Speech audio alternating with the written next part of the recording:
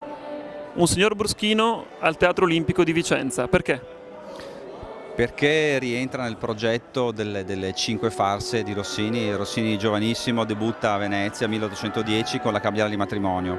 Una farsa è un'opera in un atto, praticamente lui ne scrive 5 per il Teatro San Moisè, e noi qui da quest'anno a Vicenza abbiamo intenzione di riprenderne una all'anno e abbiamo l'onore di collaborare col Teatro La Fenice di Venezia e riprendiamo l'allestimento che Beppi Morassi ha fatto appunto delle 5 farse al Teatro Malibran.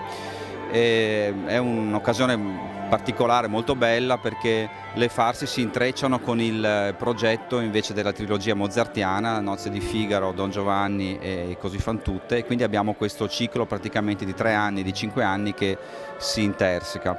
In particolare il signor Bruschino quest'anno va in scena il sabato 6 giugno e il sabato 13 giugno con 2 rappresentazioni, una alle ore 18 e una alle ore 21.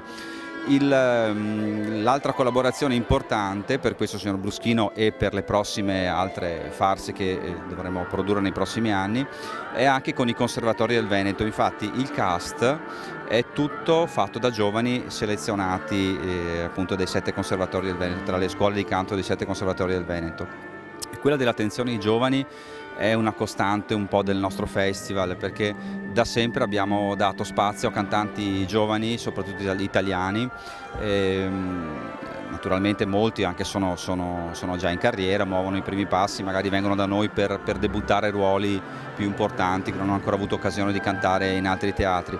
In questo caso invece però ci è piaciuto proprio dare un'opportunità ai cantanti dei conservatori del Veneto. Devo dire che peraltro il cast selezionato è anche di ottimo livello, quindi se uno li sente sicuramente non pensa che siano magari studenti del conservatorio, sono in maggior parte allievi di bienni superiori, quindi sono già, diciamo, dei giovani professionisti e hanno così in questo modo l'opportunità di cantare in questo teatro meraviglioso.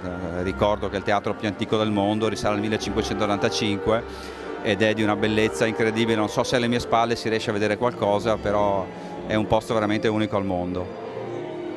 La collaborazione con Beppi Morassi? La collaborazione con Beppi Morassi è oltre che un onore a livello professionale, un grande piacere a livello personale, perché siamo amici, abbiamo già collaborato al Teatro La Fenice per il Barbiere di Siviglia, per l'Elisir d'Amore, e quindi ritrovarlo qui a Vicenza, dove io sono direttore artistico da tanti anni ormai, per me è una cosa anche così molto, molto bella, che mi fa veramente molto piacere. Poi con lui si lavora sempre benissimo, con grande rilassatezza e oltre che grande professionalità, anche con grande simpatia, e tutto questo poi si sente anche, si vede sulla scena. Abbiamo instaurato un bellissimo rapporto con tutto il cast. Ecco, penso che anche il pubblico poi potrà apprezzare questa atmosfera bella e produttiva che abbiamo instaurato.